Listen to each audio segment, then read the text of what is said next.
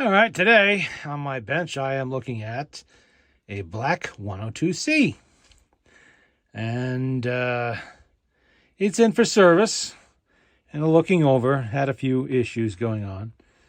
And I have it apart, as you can see. It's opened up. Not totally apart, but open for inspection.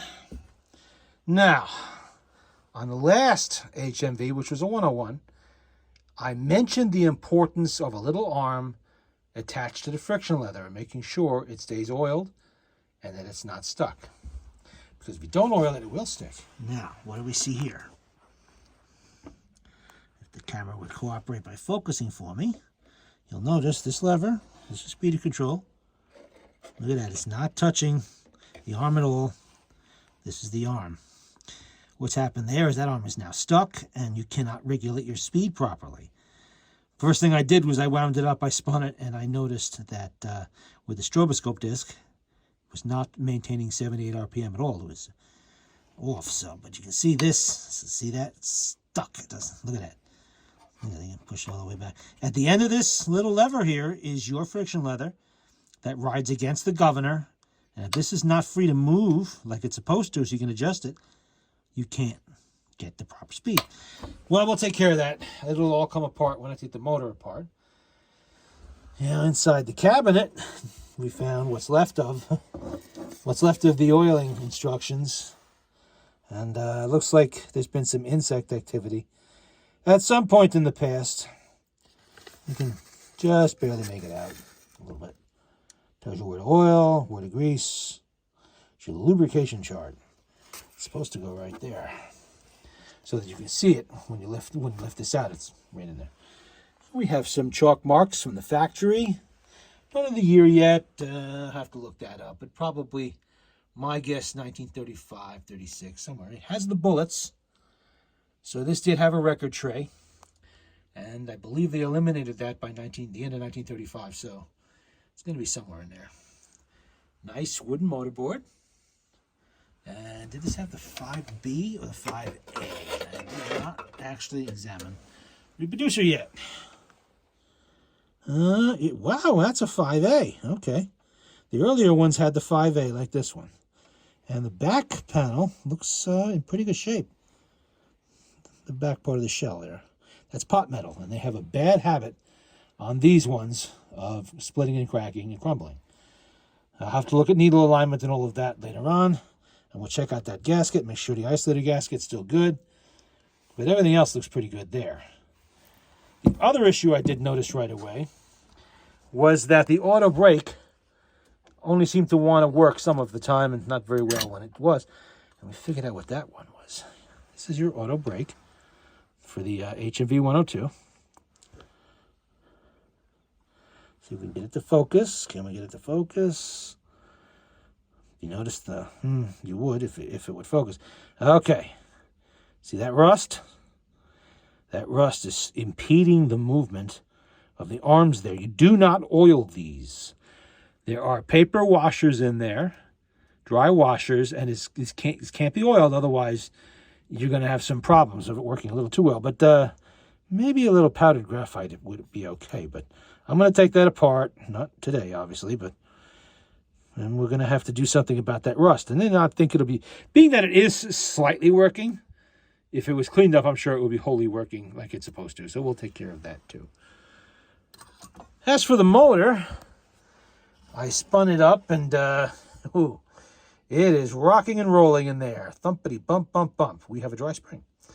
Now, that doesn't mean the spring is bad. I'll know more when I open up the spring barrels and I have a look inside. We'll see how bad it is. If it's bad, I do still have one brand new spring left, if need be. I have to reorder another 6 or 7 of them. I seem to be going through quite a lot of 101 and 102 springs of late. But if it's bad, we have it. It doesn't seem to be bad. I mean, noisy, yes, but I'll know more once I get it unwound and I see how much springiness is left in there. And you can usually tell.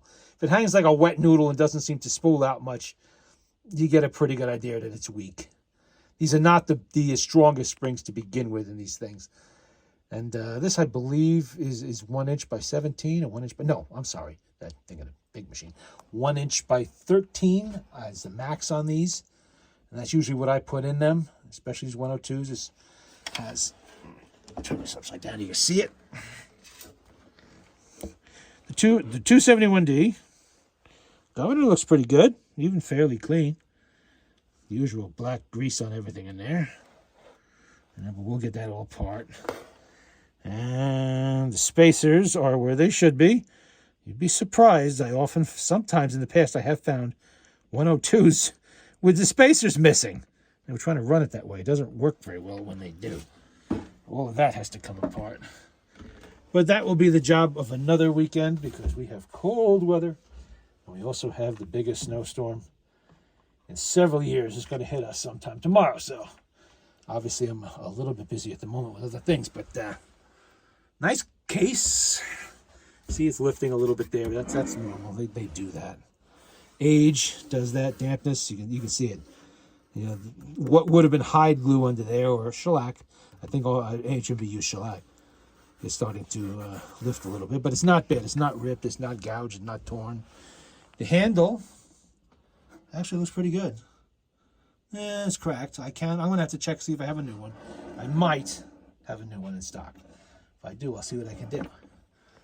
We are missing the guide pin that goes there. And there's one on this side, you see it? That's the pin there, and it should be a corresponding one. Here, is it broken or is it missing? No, it's missing. I will have to check the parts pile and see if I can source one somewhere. If not, it's not the end of the world. You can get by with one just fine, but if I can find one, I will do what I can with it. It's pretty good underneath, too.